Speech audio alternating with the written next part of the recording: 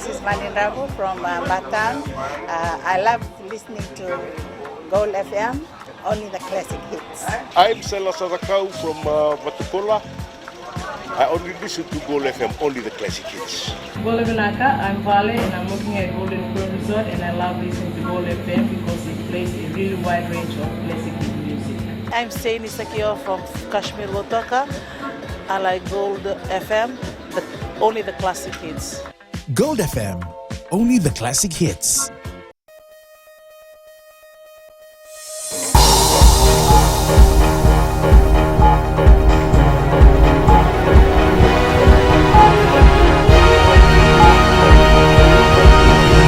I'm Jackie Spate. This is FBC News. Tonight, 2016-2017 National Budget passed in Parliament.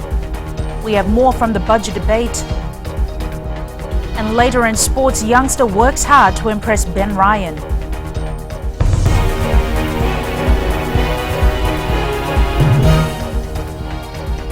The 2016-2017 national budget worth $3.3 billion was passed in Parliament last night.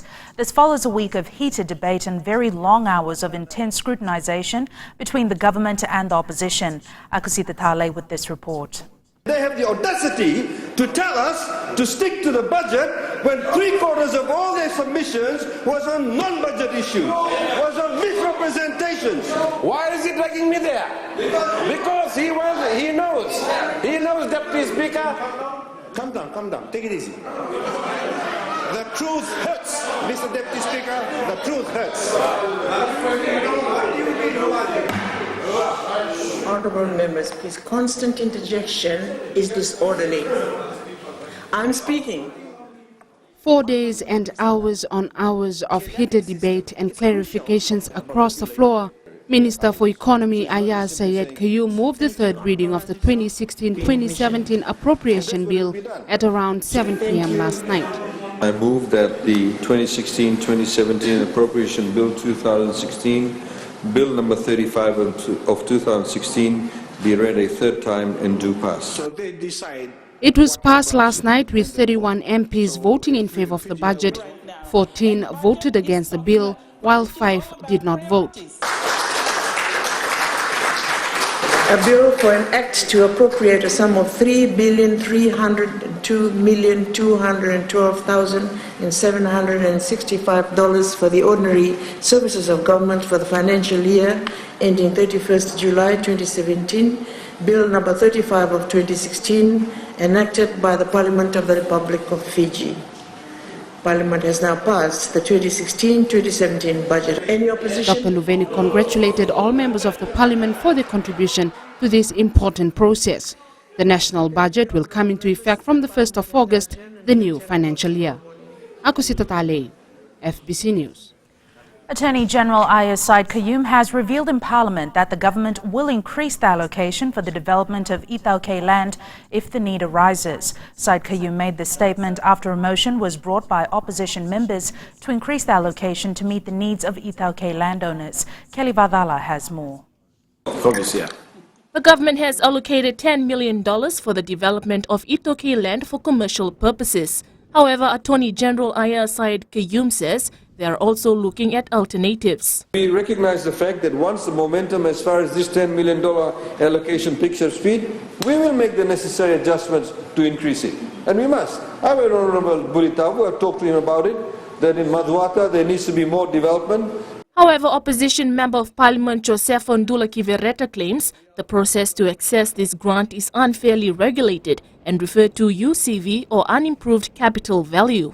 They do not receive the market rent for their land. The basis for assessing rental is based on UCV. UCV is not fair market rent. UCV is not a market rent. In response to this comment, Sayed Qayyum says this is not true as the fund is allocated directly to assist Ithauke landowners. We are the ones who said that one of the reasons why the Ithauke landowners have not been able to get into the space of being active landlords is because they do not have access to funds to help them develop that land. Syed Kayum says they will only approve landowners' application if all the legal processes and paperwork are followed regarding the land. Kelly Vadala, FBC News. A committee has been set up to review the salaries of parliamentarians. The motion, which was put forward by Government Whip Ashnil Sudhakar, was seconded by an opposition MP. The committee has been set up as per the Members of Parliament Emoluments Decree. The Emoluments Committee comprised of the nominations as follows.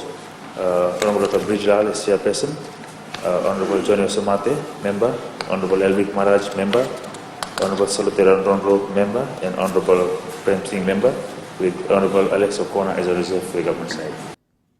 The Parliament has been adjourned until 12th of September, when it will be opened by the President, marking its new parliamentary year. 15 amendment bills connected to the new budget have been passed in Parliament today. The consequential bills relate to changes announced in the budget and which need to be brought into effect. The 15 bills are necessary to give effect to policies and revenue measures announced in the new budget. In fact, all of the bills that we presented here are consequential to the budget announcement. So they range from, for example, the actual excise that's gone up on alcohol, cigarettes, motor vehicles, how that would be implemented, the rates that will go up by. Some of them actually are amendments to the Substantive Act to implement the budget announcement through regulations. The amendments include the Fiji Revenue and Customs Authority Act, the Environment Levy Act, the Service Turnover Tax Act, and a host of other legislation. There is also now a bill allowing shops anywhere in Fiji to open for longer hours. Changes to the Foreign Investment Act gives more powers to the Chief Executive of Investment Fiji. If, for example, they gave a person a certificate, a foreign investor certificate to invest in Fiji, and the chosen area of business, maybe, for example, garment manufacturing, some of these people went into other areas of business in Fiji, and there was nothing in the law that the CEO or Investment Fiji could do about that. So sometimes they would traverse into areas that maybe Fijians were investing in themselves. Amendments to the Land Sales Act allow foreign buyers to appeal for more time to develop their property. Under previous laws, they had only 2 years to begin construction. We've said the amendment does provide for the setting up of a committee, a review committee, where they make a submission. It is going to be made up of, permanent secretaries. That's what we envisage. Could be somebody from Lands Department, somebody from Finance, somebody from Town and Country Planning, etc. Then they make a recommendation to say, look, this is a genuine case and we need to give them more time. So let's not impose the penalty on them. The Minister for Economy has also clarified that the service turnover tax and the environment levy applied to buses is only for chartered services for tourists. Edwin Nand, FBC News. The Fijian government is currently assessing the applications of public relation firms that have expressed their interest to be its new PR advisors. This was confirmed by Attorney General Ayaz Syed Kayum in Parliament last night, following a motion by opposition MP Biman Prasad to remove the $1 million allocation in the new budget for the current PR firm Corvus Communication.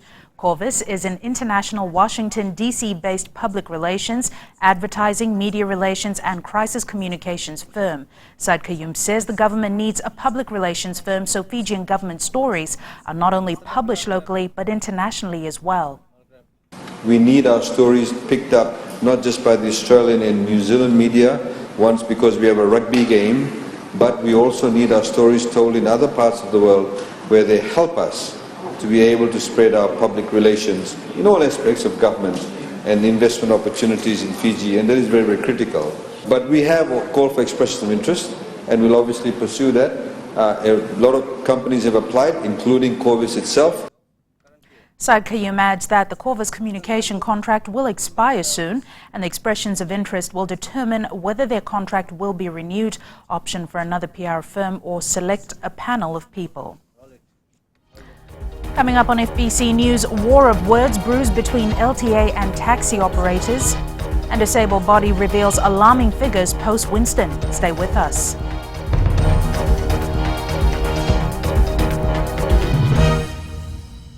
And I love listening to the DFM Rocks. My name is Freddy. I'm from Gamiatong. I listen to Mario on the traffic jam every afternoon. Hi, my name is Salah. I live in Asinu. Today FM rocks. My name is Denasa and I'm from Lotoka and I love listening to Today FM. My name is Hulamila. I work at Golden Point Resort. I love listening to Today FM. It rocks in Rakiraki. I'm Mary from Mandera. I love listening to Today FM. Today FM rocks. We love listening to Today FM. Today FM rocks. Today's hit music on Today FM.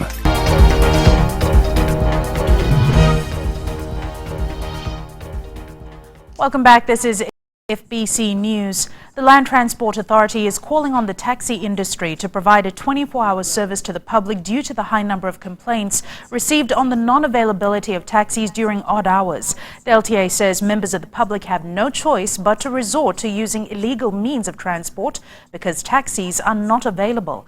Ellen Stolz tells us more. Most of the illegal are there because of the demand. Land Transport Authority Chief Executive Naisa Tuinadeva says while they do not condone illegal operators, these vehicles are filling up a vacuum created by legal service providers. People that want to get taxi service in the middle of the night or even in the later part of the evening, we are really finding it hard. Even in places, for example, municipal boundaries, where we thought, the taxi service would even be out there for money. That is not happening. However, Fiji Taxi Union General Secretary Rishi Ram disagrees with his statement. I am 100% sure we are providing 24-hour service there, taxis are there. Ram says the issue is to do with the huge number of illegal operators and private vehicles operating as taxis after hours. So many private cars operating from the Suba, Fosho, Suba, Lotoka shuttle service. Now the question arises here, who has allowed them to operate illegally? FBC News spoke to some taxi drivers about the situation on the ground, like Raj, who has been a public service driver for the last 25 years. So many illegal private vehicles. LTA just booking them, and also the police and the city council officers, enforcement officers, they also booking them, and they get paid fine and that's all. And nothing has been really serious comment has been happening. 47-year-old Satindra Singh, who operates his base just outside the supermarket in Nasinu, says a 24-hour service would be hard for him to do. We can't do it like that because 24 hours the shop is not open from here. So until the shop open, we drive from here. That's it, we can do it. LTA is cracking down on these illegal operators and working closely with the police to find long-term solutions to meeting the needs of the public through legal means. Ellen Stolz, FBC News.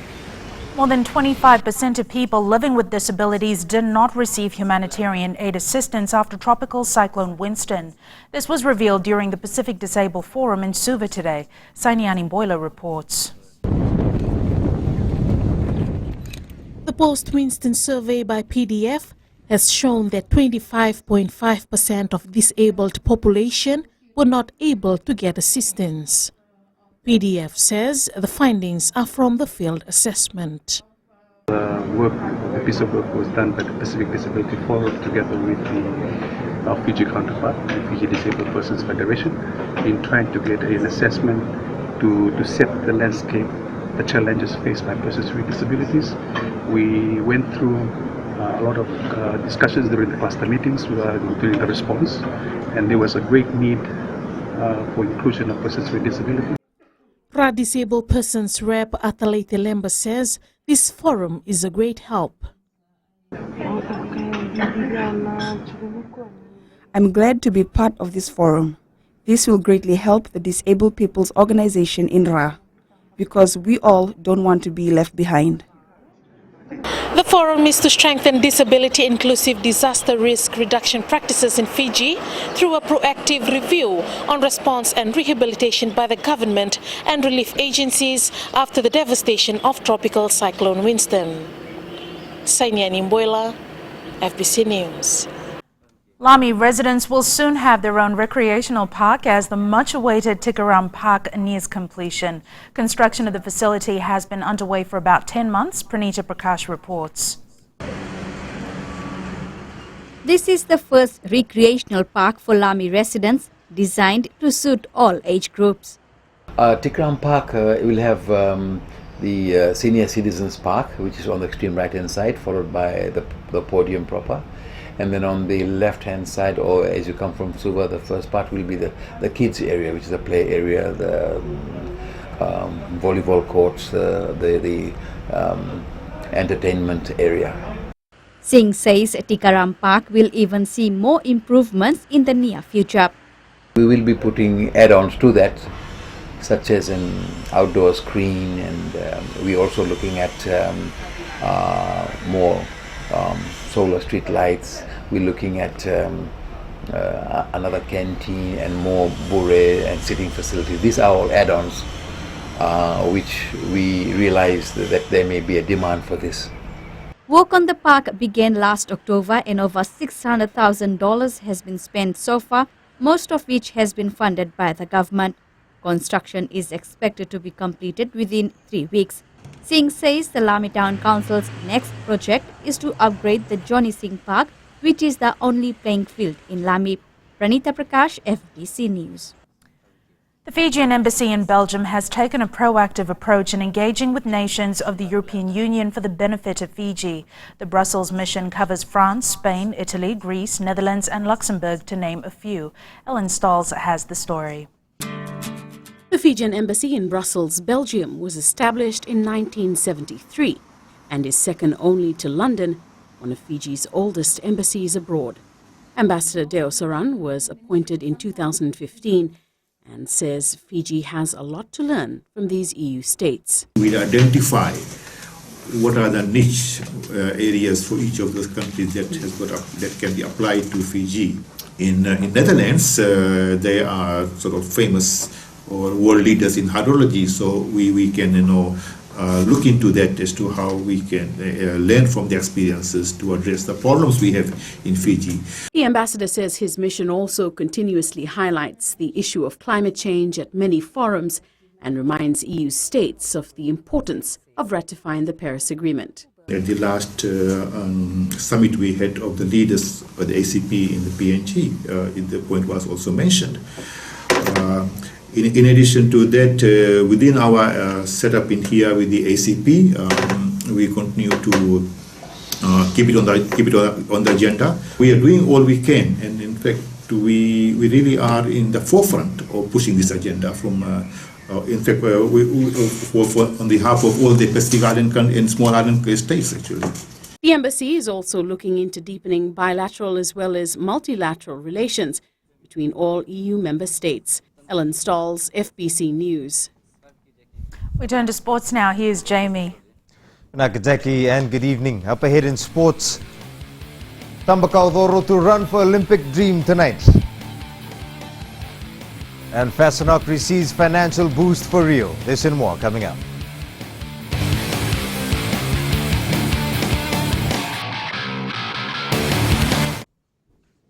आपको खरगंगा के रंजिला का नमस्कार। Radio Fiji की सुंदर सुंदर यादों का खजाना एकदम बचपन के दिन याद करा देते हैं। हमारा नाम जोनी नायडू है, हम रहता है मलोरो में और हम टैक्सी ड्राइवर है। हम सब टाइम अपन टैक्सी में रेडियो फिजी 2 सुनता प्रोग्राम। हम सिंगाचोका के हैं, हमारा नाम है रोजी। हम लोग यहाँ पे रेडियो फिजी 2 सुनता है। राम राम, मैं रेमस प्रसाद बोलता हूँ, तब वता में कोई रहता हूँ। मैं जब भी सुना रेडियो फिजी 2 ही सुनता हूँ। रेडियो फिजी 2, देश की धड़कन।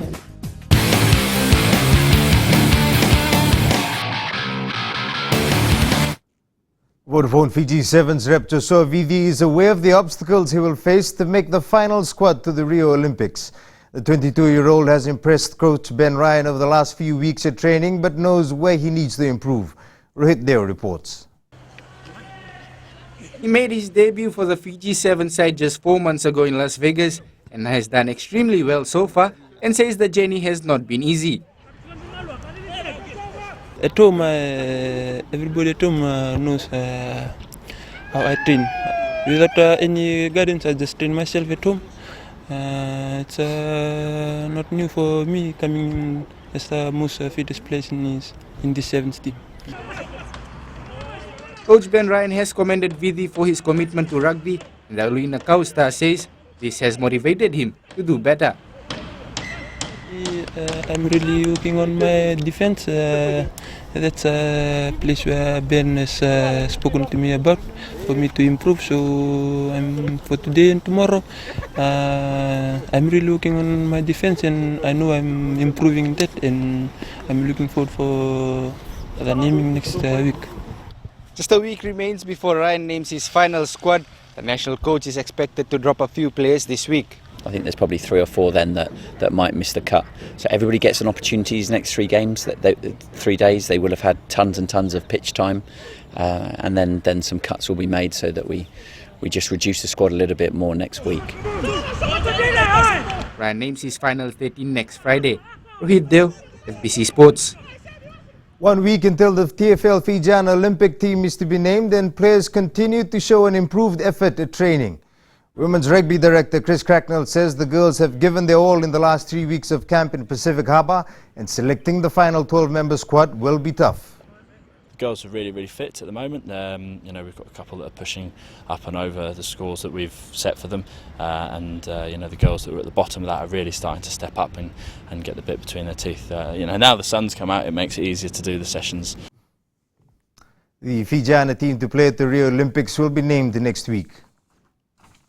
The Fiji Sports Council is eager to host more Super Rugby games at ANZ Stadium in Suva. FSC Chief Executive Officer Litiana Lombuka says talks on the possibility have already begun with Super Rugby's parent body SANZA. Lombuka believes the council should receive a confirmation later in the year.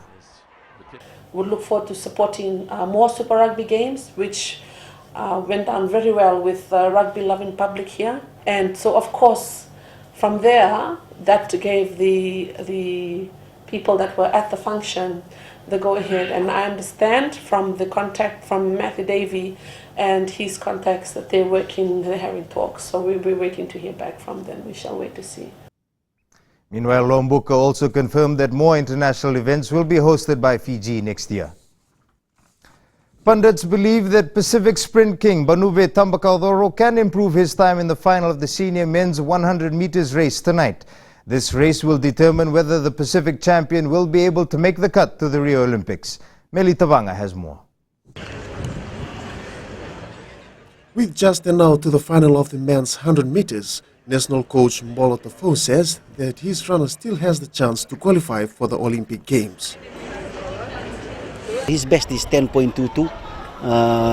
We went through some setbacks early this year in our training, but we still managed to come down and run these times. Not as close as, not as good as last year, but we are very close to his personal best, and we're hoping that things happen tonight.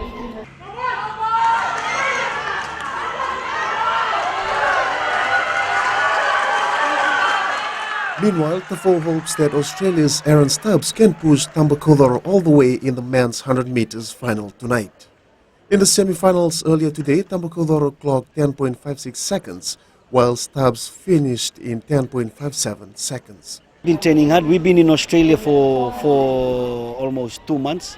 That's where he came down to 10.26, and most of the time we were running into headwinds, and now looks like the wind is on our side, and in the semi-final he ran into a slight headwind, not a tailwind. So we're hoping that the wind can change in the night, and with Aaron Stubbs here to help him qualify. Tonight's race will determine whether Tambakaudoro can achieve his dream of representing our nation to the Rio Olympics. Meli Tavanga, FBC Sports. The Fiji Association of Sports and National Olympic Committee has received another financial boost ahead of the Olympic Games in Brazil next month.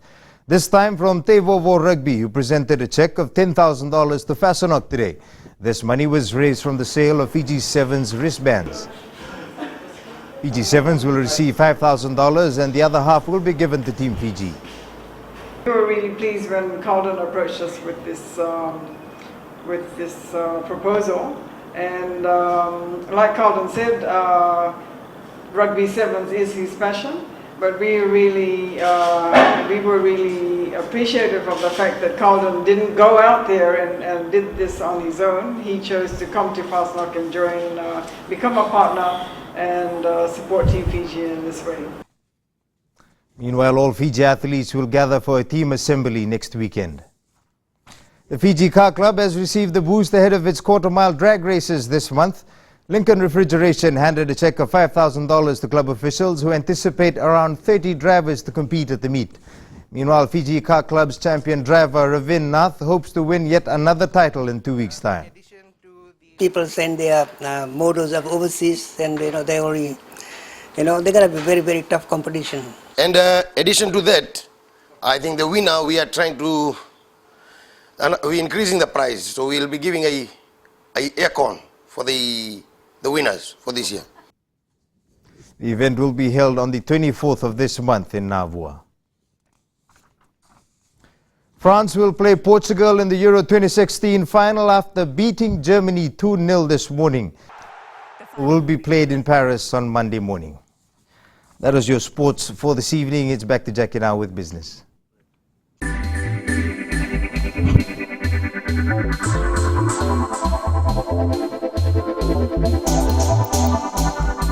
Fiji and Japan have agreed to a series of new modernized aviation provisions. The new provisions mark the first update to the air services arrangement between the two countries since 1993. This will allow for designated airlines to operate 3 passenger or cargo flights per week between Fiji and Japan, with an expansion to 4 flights per week beginning in late 2019. They also provide the opportunity for designated carriers to code share and bring safety and security provisions more in line with international aviation industry standards. Civil Aviation Minister Ayaz Said Qayyum says this will benefit airlines, tourists and shippers and increase flows of investment and trade.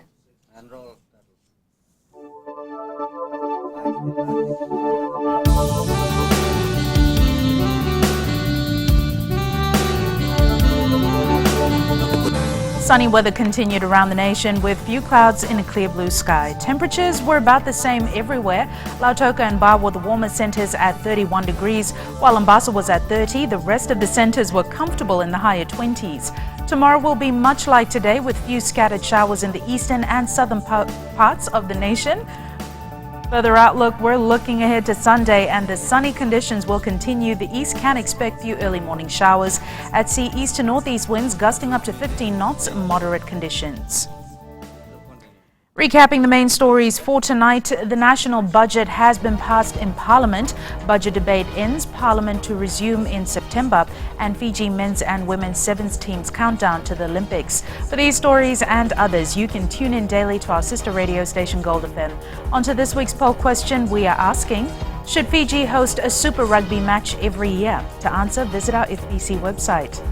Send us newsworthy pictures and videos on email citizenseyes@fbc.com.fj or share it with us via Facebook page FBC News. And if you're on Twitter, follow and tweet us your news tips at FBC_news or simply hashtag FBC News. You've been watching FBC News. I'm Jackie Spade. Have a safe and enjoyable weekend. Ni Modamanda.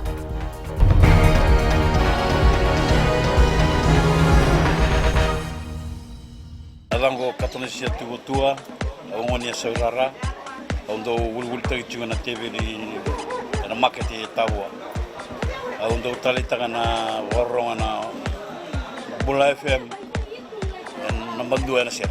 Pulamana Viti, Navago Palacio Materia, one may Nana Bulu Tabiuni, Ausatuga Nandi, and the Talita in Warrongo and a Bula FM. Bula! Bula FM, number 2 and seri.